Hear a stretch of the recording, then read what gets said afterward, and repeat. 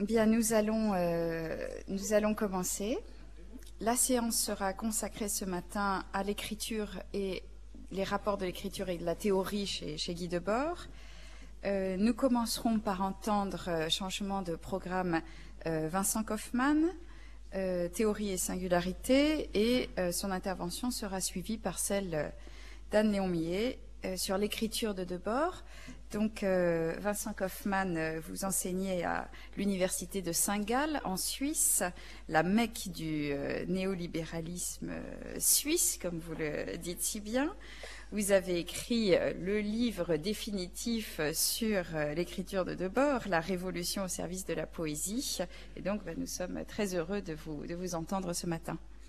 Quand Jacob Rogozinski m'a invité à ce colloque, j'ai eu une petite hésitation parce que la perspective annoncée était avant tout une perspective philosophique, théorique. Donc je me suis empressé de signaler à Jacob que je n'étais peut-être pas l'homme de la situation pour relancer le débat sur le plan théorique s'agissant de Debord, dans la mesure où je ne suis pas philosophe et où mon approche de Debord a justement toujours été plutôt une approche entre guillemets littéraire.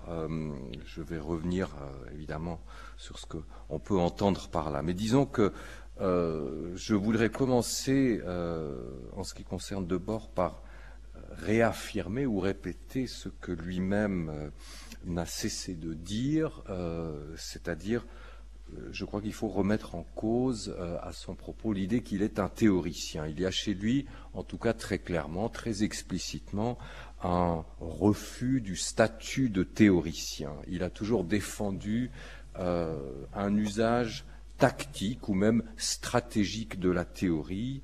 Vous verrez, je crois, cet après-midi, en fin d'après-midi, le film Ingirum Imus. Je voudrais quand même déjà vous lire ici à ce propos un extrait qui est très très important dans la mesure où c'est justement le moment où une écriture personnelle, autobiographique pour tout dire, et le théorique s'articule dans l'œuvre de Debord. Comme ça, assez au début du film, il dit ceci, il écrit ceci: il me faut d'abord repousser la plus fausse des légendes selon laquelle je serais une sorte de théoricien des révolutions. Ils ont l'air de croire à présent, les petits hommes, que j'ai pris les choses par la théorie, que je suis un constructeur de théorie, savante architecture qu'il n'y aurait plus qu'à aller habiter du moment qu'on en connaît l'adresse, et dont on pourrait même modifier un peu une ou deux bases 10 ans plus tard et en déplaçant 3 feuilles de papier pour atteindre à la perfection définitive de la théorie qui opérerait leur salut. Mais les théories ne sont faites que pour mourir dans la guerre du temps. Ce sont des unités plus ou moins fortes qu'il faut engager au juste moment dans le combat et, quels que soient leurs mérites ou leurs insuffisances, on ne peut assurément employer que celles qui sont là en temps utile. Ceci sur fond d'images d'un film américain montrant la défaite de l'armée américaine à Little Bighorn River, donc le général Custer qui en prend plein la gueule. Là, voilà donc des images articulées à cette réfutation du théorique ou à cette vision, disons, éphémère, passagère du théorique. Un peu plus loin, Debord dira: la théorie, c'est un jeu, un conflit, un voyage. Et je crois que quand on connaît un petit peu l'ensemble de son œuvre, ce sont évidemment 3 termes qui pèsent d'un poids très grand dans la conception même de l'ensemble de son projet, son goût du jeu, son goût du conflit. On l'a souligné hier, Yann Siret l'a souligné hier, avec cette espèce de juridisation de l'écriture. Et bien sûr, le voyage fait partie aussi de son sens de l'aventure, de son projet. Donc, il faut, s'agissant de Debord, toujours articuler théorie et pratique. C'est du moins ce que lui défend sans cesse. Un peu plus loin, il écrira encore: voilà pourquoi ceux qui nous exposent diverses pensées sur les révolutions s'abstiennent ordinairement de nous faire savoir comment ils ont vécu. Et c'est là qu'on va basculer du même coup dans l'autobiographique, dans ce film, notamment dans Injirom, mais c'est un basculement qui ne cesse de se répéter dans son œuvre. Il enchaîne de la manière suivante. Mais moi, n'ayant pas ressemblé à tout cela, je pourrais seulement dire à mon tour les dames, les cavaliers, les armes, les amours, les conversations et les audacieuses entreprises d'une époque singulière. Donc il y a une espèce de réfutation de son statut de théoricien. Les théoriciens s'abstiennent de nous dire comment ils ont vécu, et moi je vais faire exactement le contraire. Je ne vais parler que de mon vécu. Je crois qu'il y a là une articulation très très importante qui fait que Debord rejoint effectivement plutôt toute une tradition de l'avant-garde, même dans son discours théorique, que le discours théorique proprement dit, puisque finalement, qu'est-ce qui légitime, qu'est-ce qui justifie son propre discours théorique? Il sait bien qu'il lui arrive de tenir un discours théorique, c'est le fait qu'il paye de sa personne. Ce motif du payer de sa personne, de vivre en accord finalement avec la théorie que l'on développe, que l'on écrit, c'est un motif central chez lui et qui, encore une fois, le rattache plutôt, à mon sens, à une problématique, à une tradition avant-gardiste. Le payer de sa personne, c'est une espèce de point de fuite ou d'horizon qui hante toute l'histoire de l'avant-garde du XXe siècle. On le trouve sous de multiples formes. Une des plus claires, ce serait peut-être dans l'œuvre de Léris. Toute l'œuvre de Léris s'écrit sous le signe de se payer de sa personne et du fait que ce pauvre Léris n'y arrive pas. Il y a beaucoup d'ironie chez lui par rapport à l'idée qu'il faut payer de sa personne, mais encore une fois, c'est quelque chose que l'on peut suivre dans toute l'histoire d'avant-garde, notamment aussi Artaud, dont on parlait hier. Donc, Debord théoricien, je crois qu'il faut aussi le rattacher à cette tradition-là. Et à partir du moment où on a cette articulation à l'esprit, il est clair que le théorique ne cesse de basculer dans une problématique qui est aussi une problématique autobiographique. C'est une problématique, si vous voulez, de l'exemplarité. Alors on n'a pas ici, bien sûr, le temps de faire toute l'histoire de l'autobiographie, mais une des sources du discours autobiographique moderne, c'est bien sûr toute la question de l'exemplarité qui se déduit finalement aussi d'une problématique religieuse. Alors, bien entendu, l'exemplarité de Debord n'est pas du tout de cet ordre-là, ça n'est pas une vie à imiter, ça serait exactement le contraire. On pourrait dire dans cette perspective, Debord est exemplaire parce qu'il est impossible de l'imiter, à la limite. Mais il y a une sorte là de reprise d'un discours autobiographique exemplaire, négativisé en quelque sorte. Je dirais aussi, parce que je trouve que souvent ça passe un petit peu inaperçu, et ça passe inaperçu parce que ça ne fait pas vraiment partie des références de Debord, mais qu'il y a là une analogie, et même sans doute plus que seulement une analogie avec la position de Rousseau. Il me semble que dans beaucoup de commentaires sur et autour de Debord, Rousseau est souvent un peu un impensé ou un oublié, en tout cas, et c'est lié en partie aux références de Debord lui-même, qui n'aimait pas Rousseau, il faut bien le dire. Enfin, il est, à ma connaissance, pratiquement jamais cité aussi par Debord, mais ça n'empêche pas qu'il y a une parenté très très importante. Il suffit de penser à la fameuse, étonnante première page des Confessions, au moi seul de Rousseau. Le « je forme une entreprise qui n'eut jamais d'exemple et qui n'aura point d'imitateur », c'est aussi un dispositif, un type de discours qui va programmer celui de Debord. Là aussi, on est dans l'exemplarité, la singularité, dans quelque chose que l'on ne pourra pas imiter.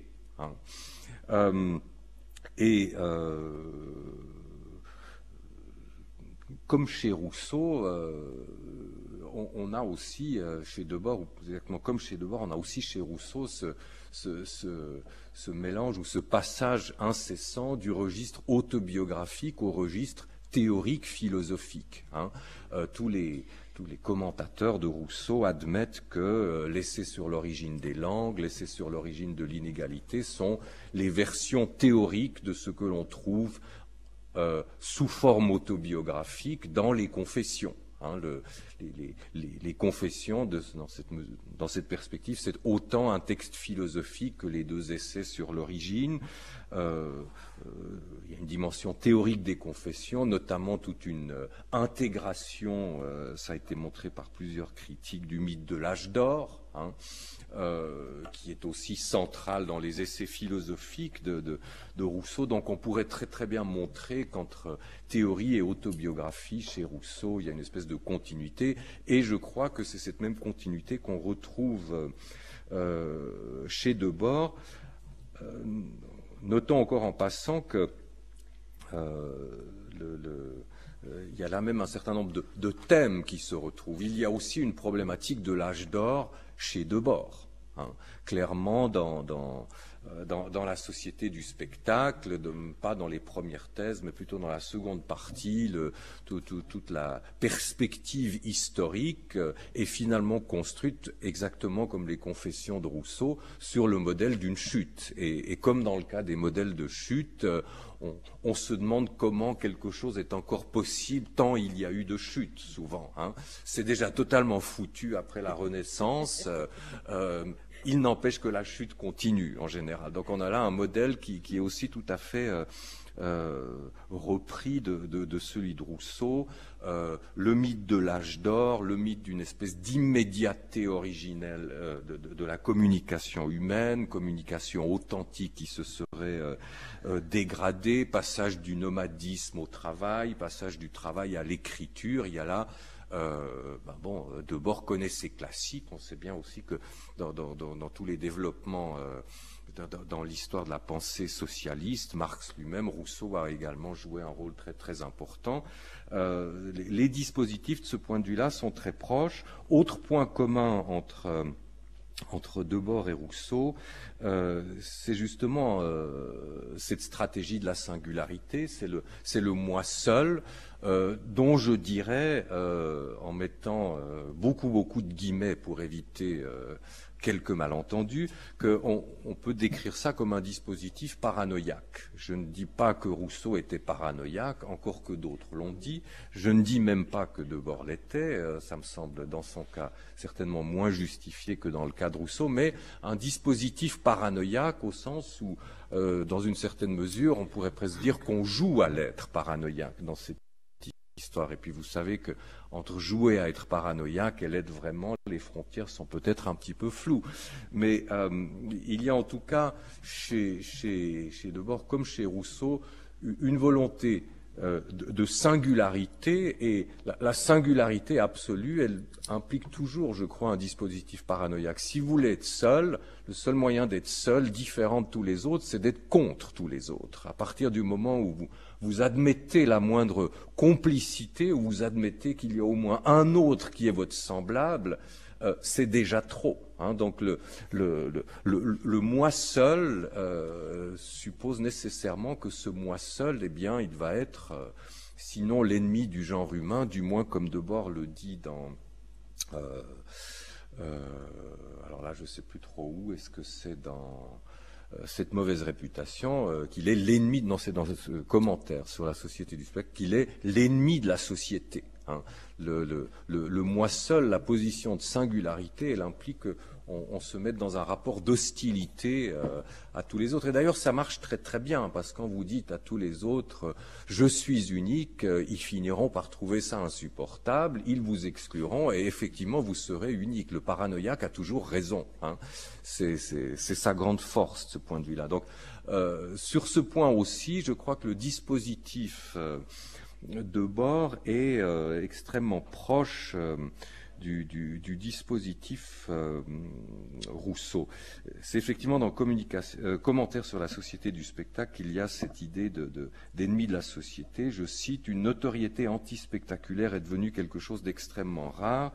Je suis moi-même un des derniers vivants en posséder une, à n'en avoir jamais eu d'autre, mais c'est aussi devenu extraordinairement suspect. La société s'est officiellement proclamée spectaculaire. Être connu en dehors des relations spectaculaires, cela équivaut déjà à être connu comme un ennemi de la société. Voilà donc sur ce deuxième point. Premier point, c'est la continuité du théorique de l'autobiographique. Deuxième point, c'est cette stratégie de la singularité. S'agissant encore du rapport à Rousseau, il y aurait un troisième domaine à explorer, et là je fais que lancer des pistes, c'est tout le rapport comment dire, à la démocratie qui se joue aussi ici. Je crois que Debord n'a jamais beaucoup apprécié la démocratie au sens de tout ce qui va se développer concrètement dans l'histoire de la démocratie, c'est-à-dire des procédés, des procédures, des dispositifs de représentation dans tous les sens du terme. Il y a, si vous voulez, là, du côté des Lumières se joue une alternative. Il y a d'un côté Rousseau qui est contre tout ce qui est de l'ordre de la représentation politique notamment, qu'on peut considérer un petit peu comme l'ancêtre de la démocratie directe, hein, la délibération sur la place du village où tout le monde donne son avis, et on peut voir dans cette matrice un peu l'origine du conseillisme, hein. Il y a une continuité, disons, de cette utopie rousseauiste jusqu'au comité des occupations pour le maintien des occupations en mai 68. Donc toute cette tradition-là à laquelle Debord adhère très clairement.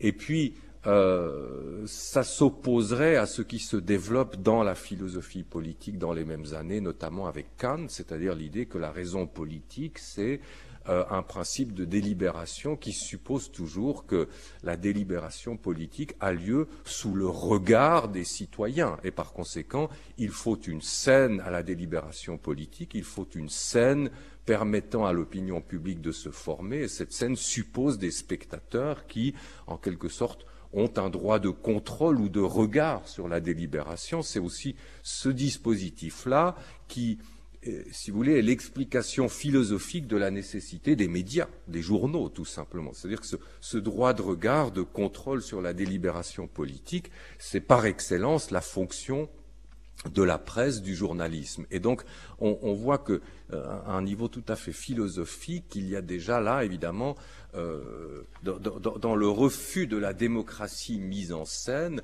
un refus corollaire de toute la fonction des médias et donc d'une société dans laquelle les médias vont jouer un rôle essentiel. La haine du médiatique, elle est aussi programmée déjà dans cette espèce de noyau de pensée que l'on peut faire remonter également à Rousseau. Voilà, donc on peut à partir de là entrer un tout petit peu dans les détails, notamment de la société du spectacle. Je crois qu'il y a, et je dis ceci évidemment sans du tout remettre en cause la portée théorique de ce livre, dont il reste quand même à expliquer là aussi la singularité, parce que des livres théoriques, il y en a eu beaucoup dans les années 60, encore dans les années 70, et il faudrait se demander pourquoi la société du spectacle a ce statut quand même tout à fait particulier. C'est un livre qui tombait un peu comme un météorite dans le champ intellectuel français en 67, et je crois que c'est parce que justement, ça n'est pas un livre qui se situe uniquement sur un plan théorique, c'est pas un livre qui est pris dans une problématique ou une carrière académique, comme le sont énormément de livres qui paraissent dont la société du spectacle est l'exact contemporain. Et je crois que c'est parce qu'un livre c'est un livre qui maintient aussi l'autobiographique, c'est un livre qui est traversé de traces autobiographiques. Je voudrais en signaler quelques-unes où on peut voir ce rapport entre un vécu ou quelque chose qui doit être vécu et une élaboration plus théorique.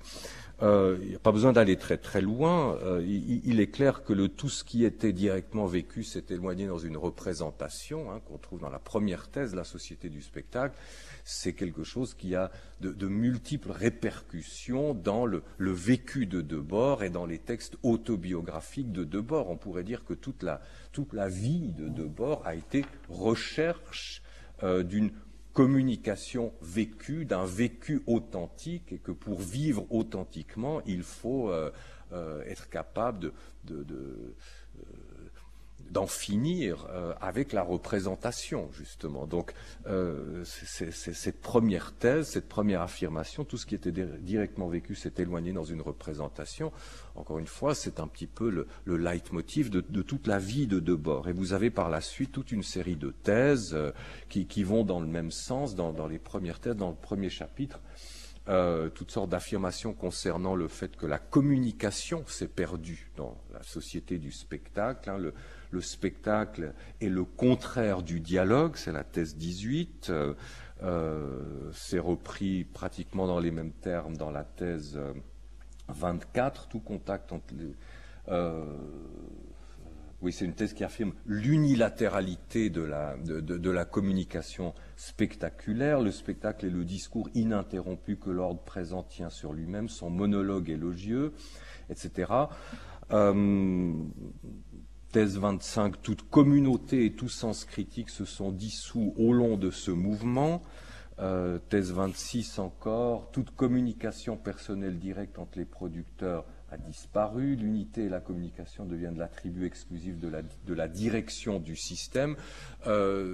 Cette insistance sur l'absence de communication, c'est évidemment quelque chose qu'il faut mettre en rapport avec le vécu concret de Debord, surtout à cette époque, qui est un vécu groupal, communautaire, et qui est aussi, disons, l'horizon de toute sa problématique, la raison même, pourrait-on dire, pour laquelle il faut qu'il y ait une révolution.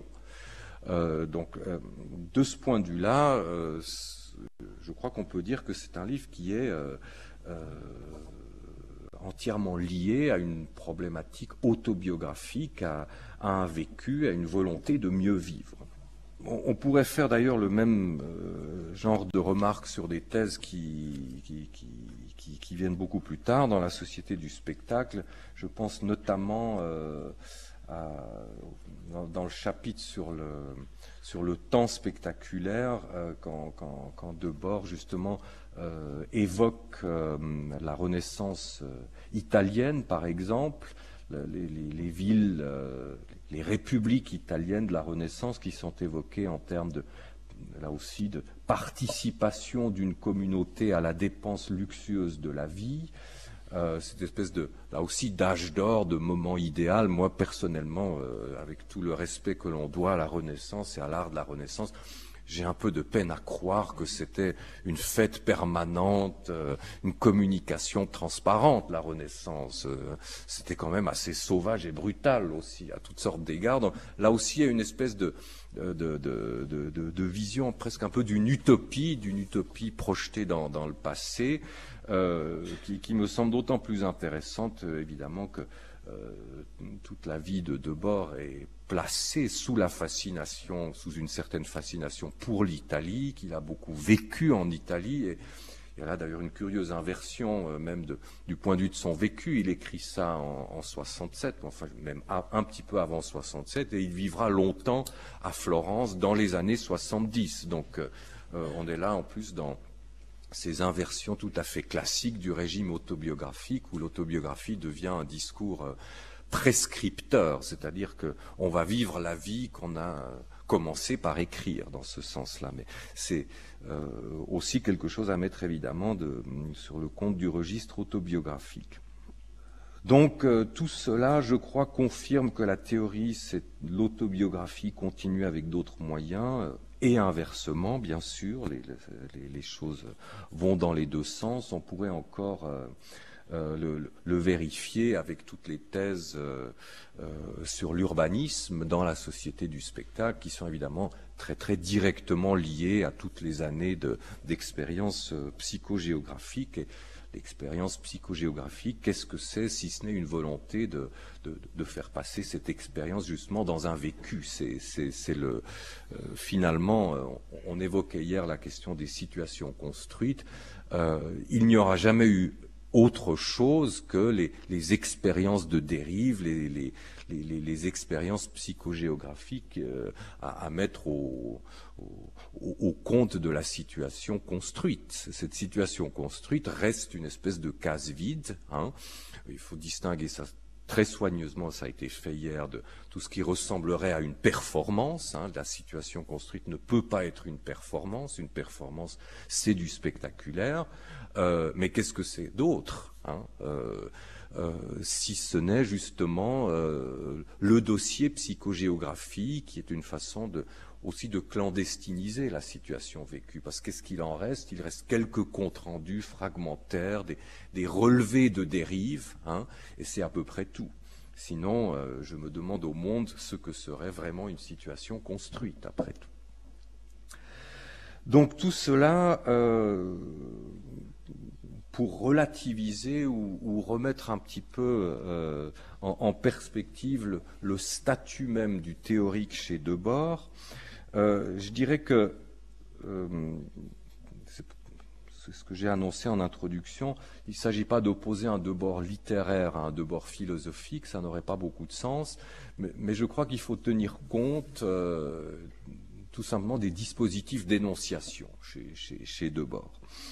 Il faut tenir compte de cette rhétorique de la singularité, parce qu'elle est tout à fait centrale dans quantité de livres, mais aussi de films de Debord, parce que ça va très très loin, et que si on prend cette rhétorique au sérieux, je crois qu'il y a beaucoup aussi d'aspects de son œuvre qui en sont éclairés. Notamment quelque chose que Yann Siret évoquait hier aussi, ce côté tribunal, ou plus exactement le côté conflictuel de l'énonciation de Debord, c'est-à-dire sa volonté d'être irréfutable. Il m'est arrivé d'écrire dans mon livre qu'il n'y avait sur Debord d'autre point de vue que le sien, formule qui évidemment ne peut avoir que le sens d'une citation, puisque si j'écris cela, je serais en contradiction absolue avec le fait que je suis en train de l'écrire, mais enfin, on en a profité pour m'accuser d'être un hagiographe, ce que je trouvais très méchant. Mais je crois que c'est important de comprendre tous les enjeux de cette problématique de l'irréfutabilité chez Debord, cette volonté d'être irréfutable. C'est-à-dire que toute l'œuvre de Debord, et ça vaut à la fois pour les textes autobiographiques, les textes on pourrait dire presque polémiques, comme les considérations sur l'assassinat de Gérard Lebovici, cette mauvaise réputation, etc., les textes où l'élément de disqualification et de réfutation est explicite, là on le voit, mais ça vaut aussi pour les textes théoriques, l'irréfutabilité. Debord ne cesse de le dire de toutes sortes de manières, et il le dit notamment à propos de la société du spectacle. La société du spectacle, je crois, c'est un petit peu le livre avec majuscule de Debord. C'est son livre total, et c'est pour ça qu'il faut bien sûr le mettre au centre de son dispositif. Debord a écrit un livre avec lequel tout est dit, et en quelque sorte tous les autres livres sont là pour le dire, qu'avec ce livre-là tout est dit. Alors il y a toutes sortes de remarques qui sont très intéressantes par rapport à ça. Par exemple, dans la préface à la 4e édition italienne de la Société du spectacle, où il s'en prend beaucoup aux traducteurs, aux premiers traducteurs, tous ceux qui osent ne pas traduire littéralement. C'est un problème très intéressant, le rapport de Debord à ses traducteurs, parce qu'il y a une espèce là aussi de rapport complètement tyrannique et impossible à la traduction. Une traduction, ça ne peut jamais être parfaitement littéral. Mais Debord ne cesse d'exiger des traductions parfaitement littérales, dans la mesure où, dit-il, et là je le cite, il n'y a pas un mot à changer à ce livre. Et ça, il le dit quand même 12 ans après. Hormis 3 ou 4 fautes typographiques, rien n'a été corrigé au cours de la douzaine de réimpressions qu'il a connues en France. Je me flatte d'être un très rare exemple contemporain de quelqu'un qui a écrit sans être tout de suite démenti par l'événement, et je ne veux pas dire démenti 100 fois ou 1000 fois comme les autres, mais pas une seule fois. Je ne doute pas que la confirmation que rencontrent toutes mes thèses ne doive continuer jusqu'à la fin du siècle, et même au-delà. On y est, dans le au-delà, on a changé de siècle. La raison en est simple, j'ai compris les facteurs constitutifs du spectacle dans le cours du mouvement et conséquemment par leur côté éphémère, c'est-à-dire en envisageant l'ensemble du mouvement historique qui a pu édifier cet ordre et qui maintenant commence à le dissoudre, etc., etc.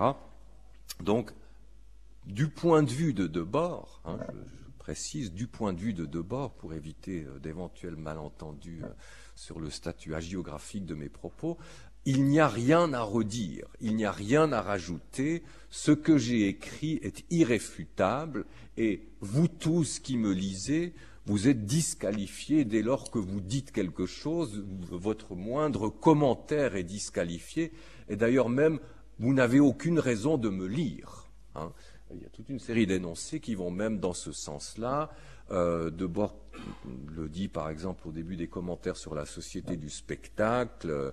Oui, très peu de personnes vont lire ce livre, il va y avoir une moitié d'imbéciles, et puis quelques personnes vraiment, quelques lecteurs vraiment sérieux. Mais il y a continuellement cette disqualification générale d'autrui, du semblable. Ce que j'écris est irréfutable, vous n'avez rien à redire, vous n'avez aucun commentaire. C'est ce qui fait qu'il y a aussi ces phénomènes de réfutation explicite, c'est ce qui fait qu'il existe un livre comme Ordures et décombres, où à la suite du film In Jérôme, Debord se contente de collecter des articles parus dans la presse sur son film, qui en partie sont d'ailleurs très élogieux, favorables, et on peut dire même intelligents, mais tout ça, ordures, décombres, poubelles, disqualification générale. C'est aussi bien sûr impliqué enfin, il y a un titre tellement long, je m'en souviens jamais tout à fait correctement, donc il faut que je le relise. Le Réfutation, c'est son avant-dernier film, Réfutation de tous les jugements tant élogieux qu'hostiles qui ont été jusqu'ici portés sur le film La Société du spectacle. C'est aussi tout le programme ici rhétorique théorique de Debord qui est en jeu. La réfutation généralisée, il n'y a rien à redire, j'ai tout dit. En quelque sorte. Il y a l'idée toujours que j'ai déjà tout dit, et il ne cesse en fait de le répéter. J'ai tout dit, j'ai tout dit, j'ai tout dit. Ce qu'il dit encore, c'est que non seulement, je crois que c'est toujours dans la préface justement à la 4e édition italienne, c'est non seulement que tout a été dit, mais que le livre, en l'occurrence la Société du spectacle, va continuer en quelque sorte à s'écrire tout seul. Ce qui est le rêve pour l'auteur du livre total, c'est que le livre total s'autonomise même par rapport à son auteur. Et il le dit ici, il appartenait en effet à la société spectaculaire elle-même d'ajouter quelque chose dont ce livre, je crois, n'avait pas besoin, des preuves et des exemples plus lourds et plus convaincants. On a pu voir la falsification s'épaissir et descendre juste dans la fabrication des choses les plus triviales, comme une brume poisseuse qui s'accumule au niveau du sol de toute l'existence quotidienne, etc., etc. Donc, par exemple, la pollution, le réchauffement planétaire, ce sont des ajouts à la société du spectacle. La société du spectacle écrit elle-même la suite, confirme le livre déjà existant avec lequel tout est dit. Le livre n'a pas besoin de ces ajouts, Debord le dit, mais enfin, ces ajouts ne font que confirmer ce qui a été dit. Donc désormais, ça s'écrit tout seul, ça s'écrit sans auteur, ce qui est l'aboutissement même d'un livre total. On ne peut pas aller plus loin dans ce sens. Donc c'est un livre avec lequel tout est dit, c'est un livre qui s'écrit tout seul, sans auteur, et c'est quelque chose, là aussi, alors à un niveau plus stylistique qu'on pourrait mettre en rapport avec la façon même dont la société du spectacle est écrite. je crois, dites-moi si je me trompe, mais que pas une seule fois le je n'apparaît dans ce livre. Hein. Il y a une volonté absolue d'impersonnalité. Toutes les thèses de Debord se donnent dans l'impersonnalité la plus totale. Donc, dans cette perspective, le spectacle, c'est ça. Je vous le décris, mais il est clair que je n'y suis pas. Il y a une volonté absolue chez Debord de ne pas dire je s'agissant de décrire le spectacle. Hein. C'est aussi quelque chose qu'il faut remarquer. Il y a un effacement du sujet. La société du spectacle, c'est l'effacement du sujet. Debord ne saurait être présent dans le spectacle qu'il est en train de décrire. Hein. Donc ça s'écrit tout seul, tout est dit. Et peut-être pour conclure, je dirais que cette totalité, c'est très important parce que une des autres implications de ce geste, c'est qu'on est toujours dans le tout ou rien avec lui. Hein, ça a été dit aussi par Yann Siret hier, et je crois que c'est très juste. Ça sera tout ou rien. Il le dit d'ailleurs dans Panégyrique à un autre niveau, au niveau simplement des débats avec l'ensemble de ses contemporains. Il a une citation là-dessus sur le fait qu'il commence à être connu, qu'on vient lui demander des choses, etc. Alors il dit « Et alors c'est naturellement moi qui ai refusé de toutes les façons d'accepter de reconnaître l'existence de ces gens qui commençaient, pour ainsi dire, à reconnaître quelque chose de la mienne. Il est vrai qu'ils n'étaient pas prêts à en accepter tout, et j'avais toujours dit franchement que ce serait tout ou rien, me plaçant par là définitivement hors d'atteinte de leurs éventuelles concessions.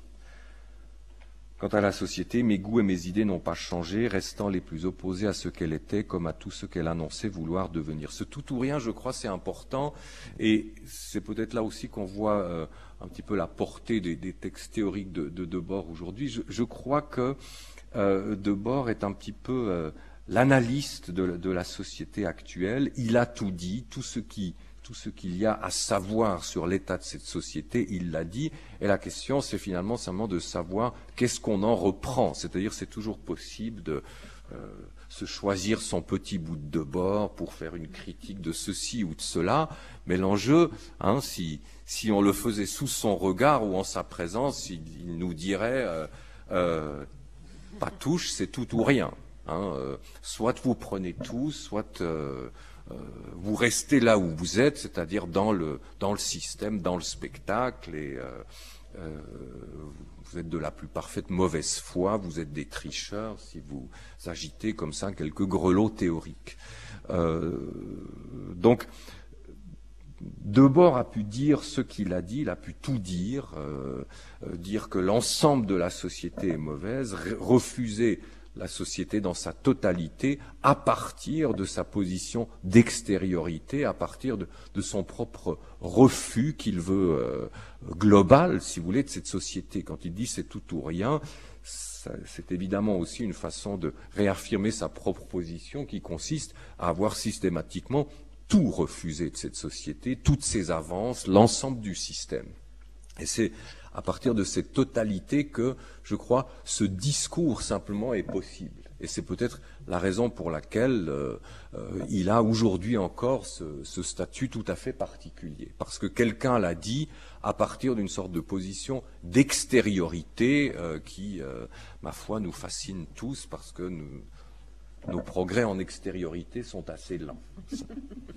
Voilà, je m'arrête là-dessus, merci.